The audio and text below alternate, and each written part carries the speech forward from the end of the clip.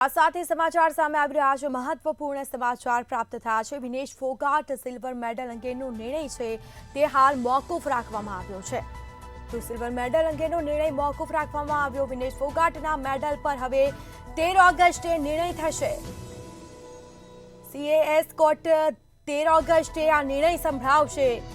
બીજી તરફ વિનેશ માત્ર 100 ગ્રામ વજનથી ગેરલાયક ઠેરવવામાં આવી હતી અને જેને લઈને તે વિનેશ ફોગાટના સિલ્વર મેડલ અંગેનો નિર્ણય છે તે હાલ મોકૂફ રાખવામાં આવ્યો છે। વિનેશ ફોગાટના મેડલ પર હવે 13 ઓગસ્ટે નિર્ણય કરવામાં આવશે। વિનેશનું વજન છે તે 100 ગ્રામ વધુ હતું અને તેના જ કારણે તેને ગેરલાયક ઠેરવવામાં આવી હતી અને આ અંગે તેને જે નિર્ણય કરવાનો હતો તે હાલ મોકૂફ રાખવામાં આવ્યો છે।